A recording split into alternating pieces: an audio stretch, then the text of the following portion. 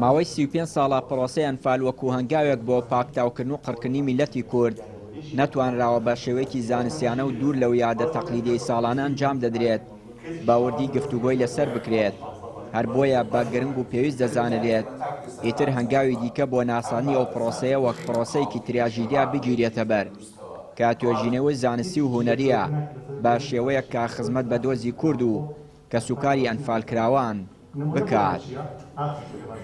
بۆ نمونە لە ساڵانی ڕابردووە کە کۆنفرانسی هاوبەشمان هەبوو لەگەڵ مؤسسای شوئەنداهی عراقی و مؤسسەی سوزانای سیاسی عراقی و ئەنجومەنی وەزیرانی حکوومەتی عراقی و لەگەڵ کۆمەڵێک لە زانکۆ عەرەبیەکان ئێمە لە ناو توێژینەوەکانی خۆمانە باحیس عەرەبەکان لە زانکۆکانی خواروی عراق توێژینەوەیان لەسەر کەیسەکانی جینۆسایدی یێزیدیەکان کردووە لەسەر کەیسی ئەنفال کردووە. ئەم بۆ ئێمە کاری زانستیە ئێمە بتوانین لەو کۆنفرانسە دەوڵەتیانەیە ئەو کەیسانە ئەو چیرۆک و ئازار و مەئسات و نەهامەتیانی کە بەسەر نەتەوەکەمان هاتووە لە ڕێگەی توێژینەوەی زانستی بین بەگوێی جیهانی دەرەوە. هاوکات شارەزایان و چالاکوانانی جینۆسایت پێیان وایە دەبێ هەنگاو و مشورخۆری زیاتر بۆ پرۆسەکە بگیرێتە بەر تاکو بتوانرێ بە شێوەیەکی دیکە پرۆسەی بەناو ئەنفال بە دنیای دەرەوە بناسێنرێت. لە ڕاستیە بیرلێنەکردنەوەیەتی یاخود نەبوونی سیاسەتێکی کەلتوریە و یاخود بە هەند وەرنەگرتنی هێزی وێنەیە لەلایەن دەسەڵاتی کوردی کە یا تێنەگەیشتووە لەوەی کە ئەزانێ ئەم هێزە چ کۆمەچێک بەم کارە ساتە بکات چ کۆمەچێک بەم تاوانە بکە لە دیوەکەی ترێەوە لە دیوی ئێمەی قوربانی و بتوانێت چ کۆمەچێکمان پێ بکات بتوانین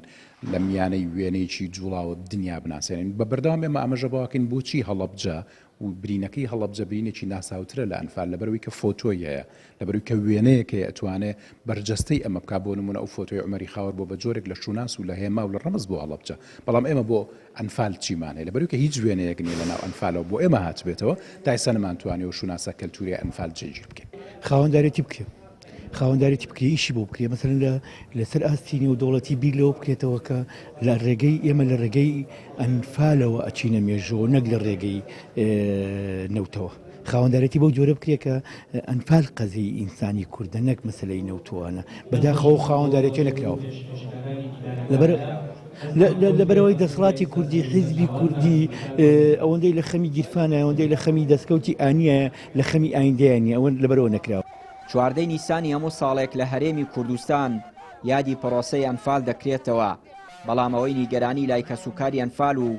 چالاکوانانی ئەو بوارە دروست کردووە هەنگاونەنانی جددی حکوومەتی هەرێمی کوردستانە بۆ بادی کۆمنتکردنی ئەو ڕووداوە و باشتر ناساندنی لەسەر ئاستی جیهان. چیانوری کەناڵی پەیام چەمچەماڵ.